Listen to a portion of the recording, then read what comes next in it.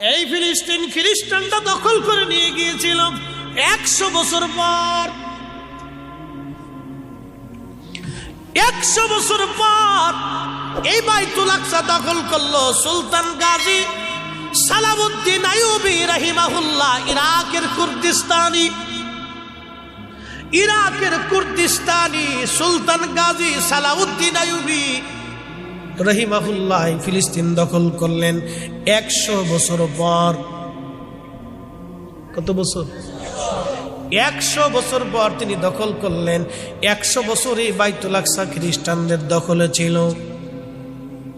100 বছর পর্যন্ত আরবের যত আমির ওমরা ছিল সব ওই খ্রিস্টানদের সাথে আঘাত করত। তারা এই ফিলিস্তিনি মুসলমানদের সাথে বেঈমানি করলো। সেই সময় বেঈমান ছিল, বর্তমানেও বেঈমান আছে, আগামীতেও বেঈমান থাকবে। তার মানে আরবের যত শাসক গোষ্ঠী ছিল অধিক শাসক গোষ্ঠীরা আগেও বেঈমান, বর্তমানেও বেঈমান, আগামীতেও বেঈমান। এরা খালি নারী চিনে, খালি বিয়ে করে। কারো বউ আছে 35টা, কারো বউ আছে 30টা, কারো বউ 25টা। আচ্ছা, ও গরু না খাসি না ছাগল না পাড়া, একজন মানুষ 30টা বউ দিয়া কি করে? কথা কন না কেন? হে মানব জাতি, হে মানব জাতি, কিসে তোমাকে আমি আল্লাহ থেকে জুদা করলো? কিসে তোমাকে আমি আল্লাহ থেকে সরিয়ে দিল? কিসে তোমাকে নামাজ থেকে সরাইলো? কিসে তোমাকে ঈমান থেকে সরাইলো? আমি আল্লাহর বিশ্বাস থেকে তোমাকে কিসে সরাইলো? হ্যাঁ, আমার আল্লাহ বললেন আল্লাযী খালাকাকা, যিনি তোমাকে সৃষ্টি করেছেন। আল্লাহ, আপনি আপনার নিজের বডির দিকে তাকায় দেখেন কত সুন্দর করে আল্লাহ আপনাকে সৃষ্টি করেছেন।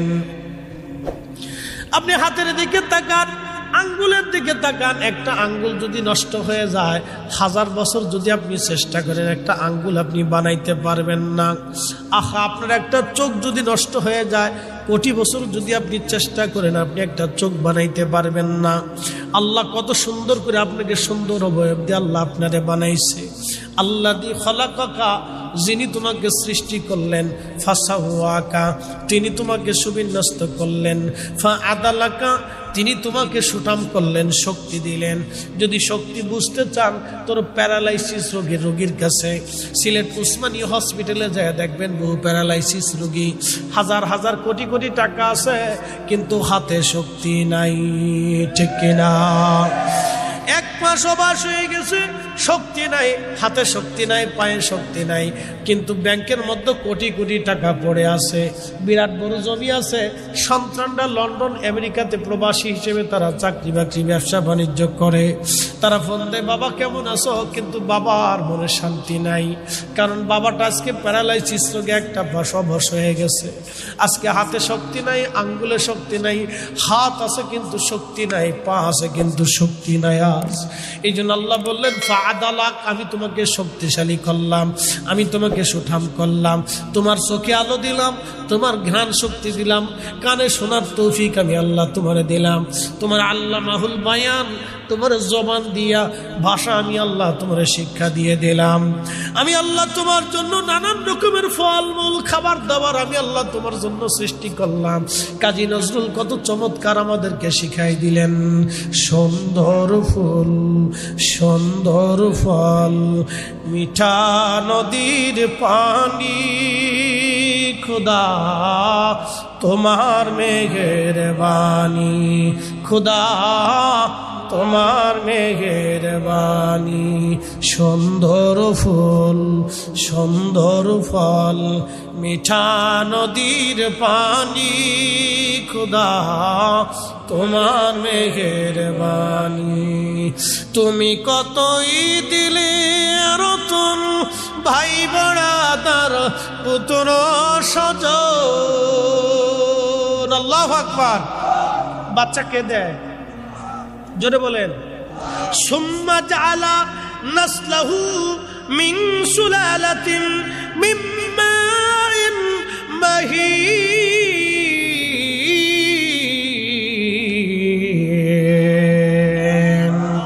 মায়ের রেহেমে বাবার শরীর থেকে, মায়ের শরীর থেকে নির্যাস নির্গত পানি, একটু পানিকে আমার আল্লাহ মায়ের রেহেমে ফি কারারিন মাকিন, সেফ জোন, একেবারে নিরাপদ আধারে। বাংলায় বলে জরায়ু, আরবিতে বলে ফি কারারিন মাকিন, সেফ জোন, নিরাপদ আধারে। আমি আল্লাহ তোমার এইখানে জমা করলাম পানিটাকে। এরপরে 40 দিন পর্যন্ত এই পানিটাকে আল্লাহ রিফাইন করতে লাগলেন। 40 দিন পর্যন্ত পানিটাকে রিফাইন করলেন। আল্লাহু আকবার। পৃথিবীর কোন বিজ্ঞানী রিফাইন করে না, আল্লাহ করে। না না, জোরে বলেন কে করে? আল্লাহ করে। পৃথিবীর কোনো গাইনি ডাক্তারের হিসাব অনুযায়ী না, আল্লাহ তার নিজের হিসাব অনুযায়ী এটাকে রিফাইন করতে লাগলেন। 40 দিন পরে এই পানিটা রক্তপিণ্ড হয়ে গেল। রক্তপিণ্ড হয়ে যাওয়ার পরে আমার রব কোরআনে বললেন, খলাকাল ইনসানা মিন আলাকা, আমি মানুষ বানাইলাম, রক্তপিণ্ড থেকে মানুষ সৃষ্টি করলাম। জগন্নাথপুরবাসী, এরপরে আমার আল্লাহ বললেন ওই 40 দিন পর্যন্ত রক্তপিণ্ডটাকে আমার আল্লাহ রিফাইন করলেন। এরপর একটা গোশতখণ্ড হয়ে গেল। গোশতের টুকরাটাকে আমার আল্লাহ আরো 40 দিন পর্যন্ত রিফাইন করতে করতে কিছু হাত কদ্দুর, নখ কদ্দুর, চোখ কদ্দুর, মাথা, একটার বডির মোটামুটি স্ট্রাকচার তৈরি হয়ে গেল। এরপরে রুহ নামক ইঞ্জিন রুহের জগৎ থেকে আনিয়া জিব্রাইলের মাধ্যম দিয়া আমার আল্লাহ মায়ের রেহেমে ফরিদি সাহেবের রুহের দেহের ভিতরে আল্লাহ রুহ নামক ইঞ্জিন খানা ফিট করাইয়া দিয়ে। না না, জোরে বলেন আল্লাহু আকবার। চিৎকার মেরে বলেন আল্লাহু আকবার। আমাদের সব কিছু কার জন্যে? কার জন্যে? হ্যাঁ হ্যাঁ, আল্লাহর জন্য হবে, সব আল্লাহর জন্য, আল্লাহর জন্য, আল্লাহর জন্য হবে। রূহ নামক ইঞ্জিন আল্লাহ ফুকিয়ে দিলেন ফি কারারিম মাকিন, সেফ জোনের ভিতরে রূহ নামক ইঞ্জিন মায়ের রেহেমের ভিতরে আমার বডির মধ্যে আল্লাহ ফুকায়ে দিলেন। আজও পর্যন্ত রুহের সাথে দেখা সাক্ষাৎ হলো না, নিজের চোখ দিয়ে রুহু দেখলেন না, অথচ আল্লাহ দেখতে চান। নিজের চোখ দিয়ে রুহু দেখলেন না, অথচ আল্লাহ দেখতে চান। নাস্তিকরা বলল যেই ক্ষুধা দেখি না সেই ক্ষুধা মানি না। নাস্তিকরা বলেন, এর বেটা নাস্তিক, তুই তো রুহুটাকে আগে দেখে দেখা, ঠিক কিনা? তুই তো রুহুটাকে আগে দেখা। তবে রুহু যা আছে তো সত্য, রুহু যে নিয়ে যাবে সেও সত্য, যিনি দিয়ে গেছে তিনিও সত্য, যার হুকুমে আনছে তিনিও সত্য। আল্লাহু আকবার কর। রুহু দিয়ে গেল কে? জিব্রাইল। যার হুকুমে দিল তিনি আল্লাহ। রুহু নিয়ে যাবে কে? আজরাইল। কি কথা কর না কেন? না থাকবেন? কি কথা কর না কেন? থাকবেন নি? থাকার সুযোগ আছে? আজরাইলকে বোঝানোর কোনো সিস্টেম আছে টাকা পয়সা দিয়ে? হ্যাঁ, ডক্টর ইউনূসকে দিয়ে বোঝাবেন? বাঙালি যদি কোনো সিস্টেম থাকতো আজরাইলের সাথে, তাহলে বাংলা সারা দুনিয়ার ভিতরে বাঙালি ফার্স্ট হইতো। হ্যাঁ, কি কথা কর না? বাঙালি ফার্স্ট হইতো। আজরাইলকে বুঝাই, সিস্টেম করে বুঝাই, ফরিদি হুজুরে দিয়ে বুঝাই, নালি ওই দেখে কি প্রধান সেনাপতি দিয়ে বুঝাই, নাহলে কিছু পয়সা করে বাইরে দিয়ে দিই। সিস্টেম আছে না, আজরাইলকে বোঝানো যায়নি। বাঙালি যে কত সিস, বাপরে বাপ, এই সিস্টেম তালাশ করে বের করে ফেলি। তো আল্লাহ সিস্টেম এই জন্য রাখে নাই। 120 দিনের মাথায়, 4 মাসের মাথায় মায়ের রেহেমে আল্লাহ আমার রুহ ফুকাই দিছে। এই শুরু হয়ে গেল আমার যাত্রা। আল্লাহু আকবার। রুহের জগতে ছিলাম, এরপর রেহেমের জগতে আসলাম। রেহেমের জগৎ থেকে 6 মাস সর্বনিম্ন সীমা। 6 মাসের আগে কোনো বাচ্চা ভূমিষ্ঠ হয় না, হইলে সে বাচ্চা অপূর্ণ থাকে, এটা বাঁচে না, মনে রেখেন। 6 মাসে পরিপূর্ণতা আসে। এরপরে বাড়তে বাড়তে যত দিন যায় তত পুষ্টি হয়, শক্তিশালী হয়। এ বাচ্চা যত দিন টাইম পাস হয় তত ভালো। কিছু ডাক্তার আছে চিন্তা করবো আগে ইনজেকশন দিয়ে ফ্যাটটা কেটে ফেলাই। এর ভিতরে কিছু সিটারও আছে। কি কথা কর না কেন? কিছু সিটার আছে, আগে একটা ইনজেকশন দিয়ে পানিটা শুকাই দিয়ে তখন না, এই জনাব আব্দুল করিম সাহেব, আপনার স্ত্রী বাঁচানোটা মুশকিল হবে, বাচ্চাটা অসুস্থ হতে পারে, বিকলাঙ্গ হতে পারে, এই অপারেশন করতে হবে।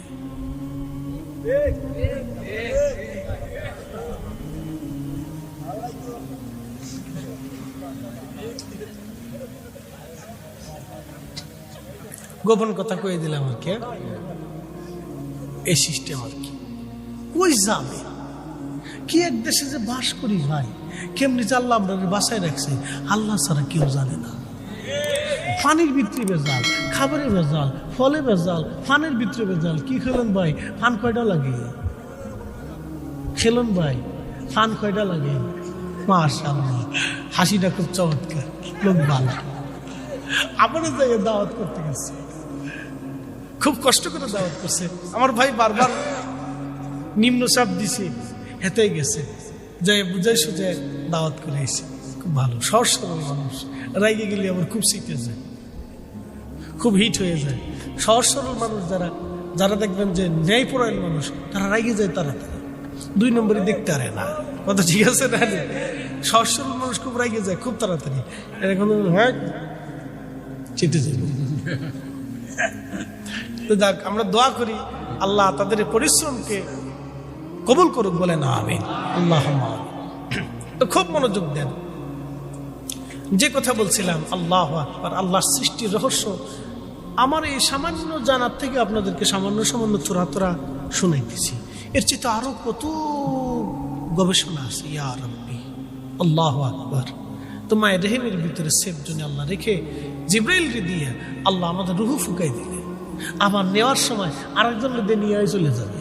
তেনার নাম কি? আজরাইল আলাইহিস সালাতু ওয়াস সালাম। আচ্ছা বলেন, আজরাইল কি দেখা যায়? কিন্তু রুহু যে চলে যায় এটা তো সত্য। কি কথা কন না কেন? রুহু চলে যায়, এটা কি সত্য কিনা? কোন রাস্তা দিয়ে গেছে, রাস্তা কি দেখা যায়? যিনি নিয়ে গেল তারে কি দেখা যায়? যারে নিয়ে গেছে তারে কি দেখা যায়? তো যারে নিল তারেও দেখলেন না, তা আল্লাহ দেখছেন কেন? কি কথা কন না কেন? যে নিল তারেও দেখলেন না, তো আল্লাহ দেখছেন কেমনে? আল্লাহু আকবার। যে জগতে নিল জগৎ দেখলাম না, কিন্তু নিচে সত্য, ছিল সত্য, আইসে সত্য, গিয়েছে সত্য। যিনি নিল সেও সত্য, যার হুকুমে নিছে সেও সত্য। যেই জগতে নিল জগৎও সত্য। এই জন্য আল্লাহ বললেন, ফাহিয়াকুম, তোমরা জীবন দিছি, সুম্মা ইউমিতুকুম, তোমাদের মরণ দিয়ে দিব। আবার শোনো, সুম্মা ইউহয়িকুম, তোমরা আবার কবরের ভিতরে জিন্দা বানাবো। এই জন্য মরে গেলে শেষ না। কথা কন না কেন? মরে গেলেই শেষ না। মৃত্যু হচ্ছে প্রস্থান, এক জগৎ থেকে আরেক জগতে চলে যাওয়া। এই জন্য আশিকের রাসূলদের জন্য মৃত্যুটা হলো আল্লাহর নবীর সাথে জিয়ারত। জোরে কন। আশিকের রাসূলদের জন্য মৃত্যু কি? আল্লাহর হাবিবের সাথে জিয়ারত। কারণ কবরে গেলেই মা কুনতা তাকুলু ফি হাক্কি হাদার রাজুল, এই লোক সম্পর্কে তুমি কি জানতে, তুমি কি বলতে, আমার নবীকে দেখাইয়া সেই দিন বলা হবে। এই জন্য আশিকের রাসূল যারা, তারা উদগ্রীব হয়ে থাকে মৃত্যুর জন্য। মৃত্যু হওয়া মানে আল্লাহ রাসূলের সাথে জিয়ারত হয়ে যাওয়া। চিৎকার মেরে বলেন না ইয়া রাসূলুল্লাহ। ওয়াজ শেষ। উসমান রাদিয়াল্লাহু আনহু তিনি যেদিন শহীদ হবেন সেদিন এই সকালবেলা ফজর পরে মসজিদের সাথে হেলাম দিয়ে কোরআন শরীফ পড়তেছে। তো উনি দীর্ঘ সময় কোরআন পড়তেন, ওনার আদত ছিল। তো কোরআন শরীফ পড়তেছে, তো পড়তে পড়তে মানুষের তন্দ্রা আসে, তো পড়তে পড়তে ঘুমিয়ে পড়ছে। স্বপ্নের ভিতরে দেখতেছেন রাহমাতুল লিল আলামিন তশরিফ আনছে। আল্লাহর নবী তশরিফ গ্রহণ করলেন। স্বপ্নে নবীজি বলেন, উসমান কেমন আছো? উসমান গনি সালাম দিলেন, উসমান কেমন আছো? বলে, ইয়া রাসূলুল্লাহ, দুনিয়ার জঞ্জালে তেমন ভালো নাই। বিদ্রোহীরা চারপাশ দিয়ে ওনাকে ঘিরে রাখছে, ওনার কষ্ট হচ্ছে। বলে, ইয়া রাসূলুল্লাহ, তেমন আমি ভালো নাই। বলে, উসমান তুমি কি দুনিয়াতে থাকবে না চলে আসবে? বলে, ইয়া রাসূলুল্লাহ, দুনিয়াতে আর থাকার ইচ্ছা নাই, তবে উসমান তুমি তো রোজা আছো। বলে, হ্যাঁ ইয়া রাসূলুল্লাহ, তাহলে তুমি চলে আসো, আজকে আমি আর তুমি দুইজনে জান্নাতুল ফিরদাউসে একসাথে জান্নাতে বসে বসে ইফতার করব। চিৎকার মেরে বলেন আল্লাহু আকবার। জোরে বলেন না ইয়া রাসূলুল্লাহ। আমাদের নবী আসে না? নাই, আছে। আমাদের চোখ নেই, কথা ঠিক কিনা? আমাদের রূহ নাই, দিল নাই, যে মরে গেছে। আসি, তুমি আসো বেহেশতে, একসাথে ইফতার করো। ঘুম ভেঙে গেল। উসমান গনি বলতেছে, বিবি রে, গোসলের পানি দাও, তাড়াতাড়ি গোসল করতে হবে। আল্লাহ রসুল আমার স্বপ্ন দেখেছে, আজকে আমার শাহাদাত হয়ে যাবে। আহা, আজকে আমার শাহাদাত হয়ে যাবে। আল্লাহর নবী বলে গেছে, আমি আল্লাহ রসুলের সাথে বেহেশতে একসাথে ইফতার করব। সুম্মা ইহয়িকুম, তোমরা আবার জিন্দা করবো। মৃত্যু মানে শেষ না, মৃত্যু আর একটা শুরু। এই জন্য আমরা ওলিদের মাজার জিয়ারত করি, ওনাদের পাশে দাঁড়ায় সালাম দিই, ওনাদের জন্য দোয়া করি, ওনারা আমাদের জন্য দোয়া করে, ওনারা আমাদের সালাম শুনে, আমাদের দোয়া শোনে, আমাদেরকে দেখে। কে জিয়ারত করছে তাও দেখে। 750 বছর পরে শাহজালাল ইয়ামানি মুজাদ্দিদ জিয়ারতে গেছেন। কে গেছে? আব্দুল করিম, তিনি গেছেন। হাজী মাসুদ মিয়া সাহেব গেছেন। আল্লাহর ওলি শাহজালাল ইয়ামানি রাহিমাহুল্লাহ, তিনি দেখেন যে হাজী মাসুদ মিয়া আমার জিয়ারতে আসছে, মহব্বত করেন, দোয়া করেন যে 750 বছর পরেও তোমরা আমাকে ভুলো নাই, আমার জিয়ারতে আসছো, আমার দোয়া করার জন্য আসছো। সাহেব কেবলা ফুলতুলি রাহিমাহুল্লাহর জিয়ারতে গেছেন, আর সাহেব কেবলা ফুলতুলি রাহিমাহুল্লাহ আপনাকে দেখেন, আপনার কথা শোনেন, আপনার জন্য দোয়া করেন যে তোমরা এতদিন পরেও আমাকে ভুলো নাই, আমার জিয়ারতে আসছো, আমার জন্য দোয়া করতে আসছো। তারা কবর জগৎ থেকে, রুহের জগৎ থেকে, নূরের জগৎ থেকে তারা দেখেন, বলে হুজুর আপনার তো নিলে না, আল্লাহ রসুলের কথা, আল্লাহর কোরআনের কথা, আমার বক্তব্য না। ইমাম ইবনে কাইয়্যিমের কিতাব রুহের বক্তব্যে, ইমাম সুয়ুতী রাহিমাহুল্লাহর শারহ সুদূরের বক্তব্যে, সহিহ বুখারীর বক্তব্যে, আল্লাহর কোরআনের বক্তব্যে, সুম্মা ইহয়িকুম, তোমরা জিন্দা করব।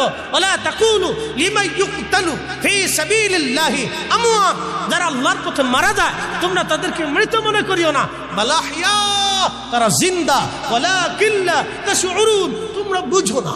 একসাথে বলেন না মারহাবা। কে বুঝে না? আমরা বুঝি।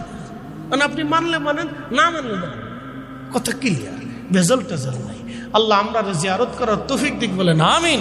বাবা মার কবরের পাশে যাবেন, দোয়া করবেন। সিলেটের একটা রেওয়াজ আমার কাছে খুব ভালো লাগে, প্রত্যেক জুমাতে কেউ না কেউ কবরের পাশে জিয়ারতে যায়।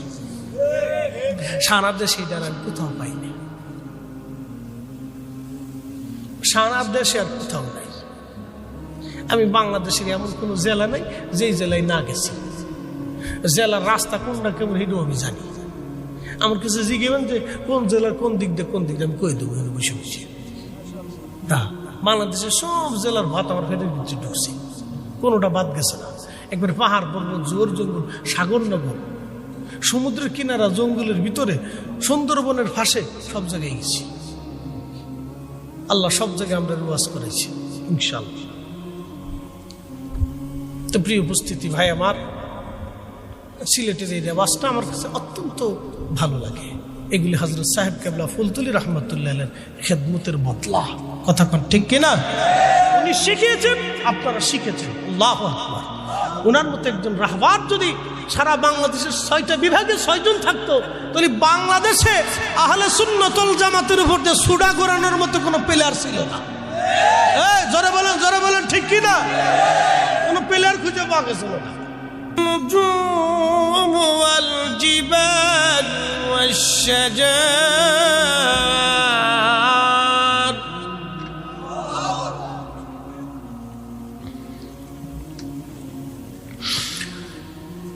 والجبال والشجر والدواب وكثير من الناس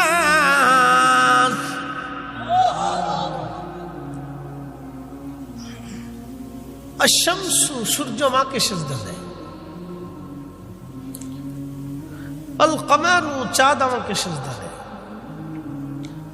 আন নুজুমু, নক্ষত্রগুলি আমাকে সিজদা দেয়। আল জিবালু, পাহাড় আমাকে সিজদা দেয়। আশ শাজারু, গাছ আমাকে সিজদা দেয়। ওয়াদ দাওয়াব, সমস্ত প্রাণীকুল আমাকে সিজদা দেয়। وكثير من الناس,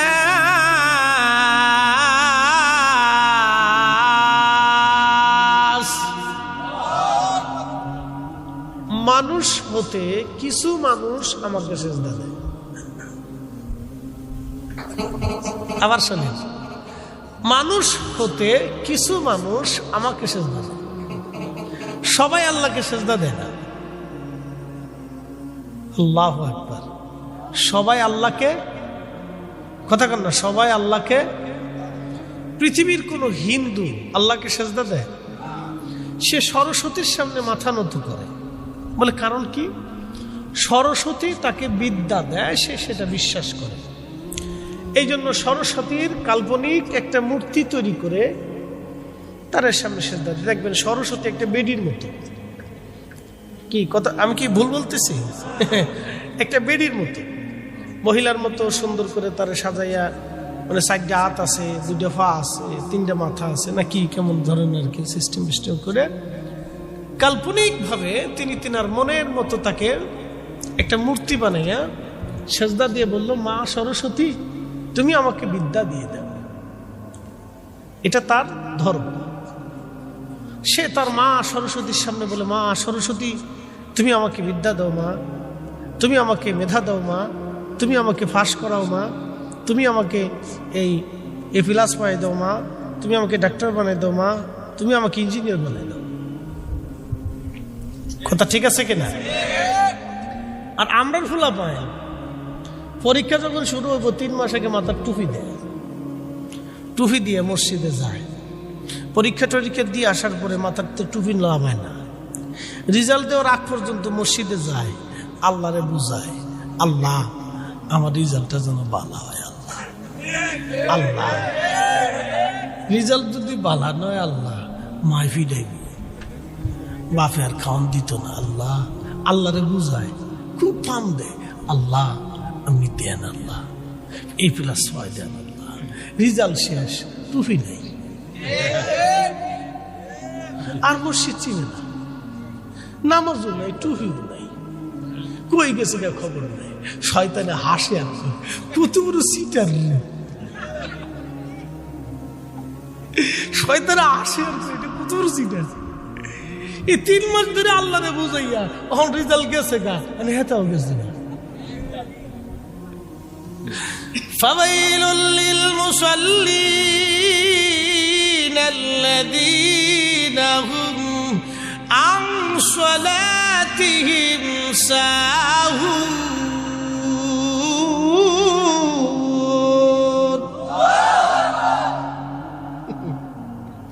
ফাওয়াইলুল লিল মুসাল্লিন।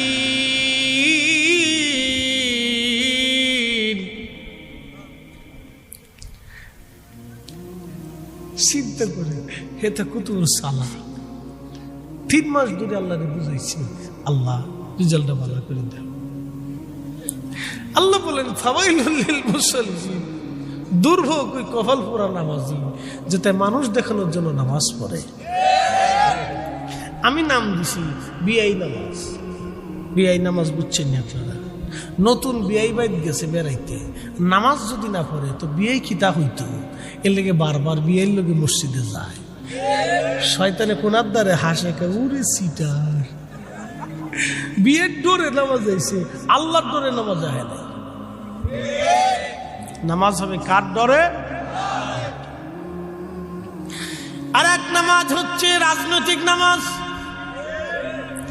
সামনে নির্বাচন যদি আসে, তুলে দেখবেন যে এই বেটা পেশাব করে পানি লয় না, এই বেটার মাথার টুপি পরে না, মাথায় টুপি থাকে। আর ভোট চাইতে গেলে নামাজের কাতারে আগে দাঁড়ায়, পাবলিকের বুঝায় আমারে ভোট দাও আমি নামাজি। এটার নাম রাজনৈতিক নামাজ। আর এক নামাজ আছে, এটার নাম হলো ঠেলার নামাজ। বলে হুজুর ঠেলার নামাজ কি? সামাজিক নামাজ। বিচার সালিশে বইছে, এখন ইমাম সাহেব হুজুর বললেন দেখেন জোহরের আজান পড়ে গেছে, আছেন নামাজ সেরে লই, তারপরে বিচার সালিশ করব। এখন এর ভিতরে কিছু বিচার সালিশ যারা করে, অনেকে আছে পেশাব করেও পানি লয় না। আমাদের দেশে অনেকেই বিচার সালিশ করে, পেশাব করেও পানি লয় না। হেতায় কি বিচার করবো? হেতায় তো চোখ টিভি দেওয়ার বিচার করে, কি কথা কন না করে, টেবিলের নিচে মেরে বিচার করে। বাংলাদেশ বাংলাদেশের ৬৮,০০০ গ্রামে ৬৮,০০০ গ্রামেই ন্যায় বিচার হয় না। চোখ টিভির বিচার, সামাজিক বিচার, আত্মীয়র বিচার, দলের টানে বিচার, মালের টানে বিচার।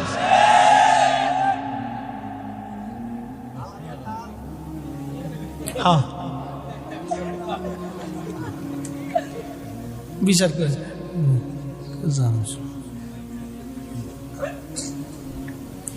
আগের দিন ফোন দেখে চাচা বিচার আচার যাই করে নেই, চাচির কাছে দিয়েছি,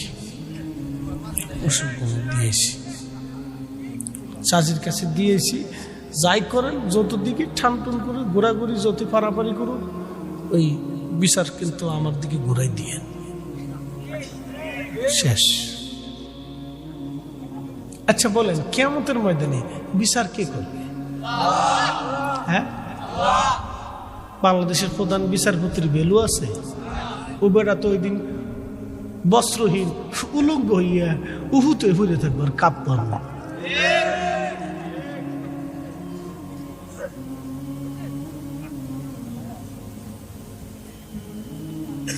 ও বেটার ভ্যালু আছে? ট্রাম্পের ভ্যালু আছে? পুতিনের ভ্যালু আছে? শি জিনপিংয়ের ভ্যালু আছে? জাতিসংঘের মহাসচিবের কিয়ামতের মাঠে ভ্যালু আছে? একজনের ভ্যালু আছে, একজনের ভ্যালু আছে, আল্লাহ বলে দিয়ে দিচ্ছে। দিল্লির শাহেজামে মসজিদে এক ভিখারি বসে বসে ভিক্ষা করতেছে, এক ভিখারি বসে বসে ভিক্ষা করতেছে। দিল্লির শাহেজামে মসজিদ চিনছেন তো? ওই মসজিদের সামনে বসে বসে ভিক্ষা করতেছে। তো ব্রিটিশরা এই মসজিদটা দেখার জন্য মাঝে মধ্যে তারা ভ্রমণ করত, ব্রিটিশরা দেখতে যেত।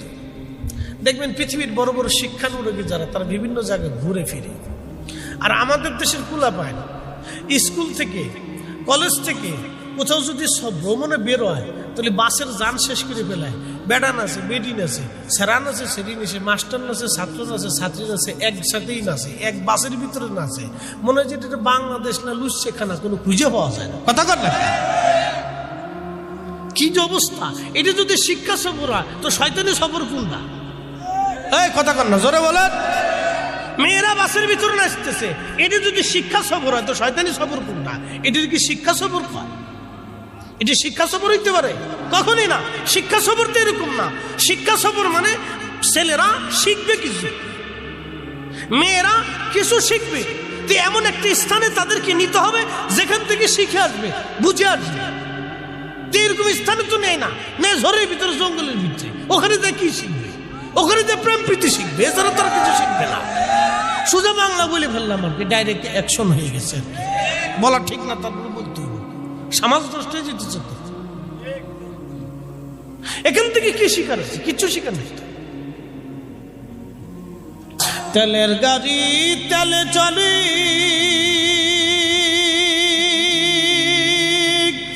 হাওয়ার গাড়ি হাওয়ায় উড়ে, বিনা তেলে চালাই গাড়ি নবী সুলাইমান। আমরা সেই মুসলমান, আমরা সেই মুসলমান।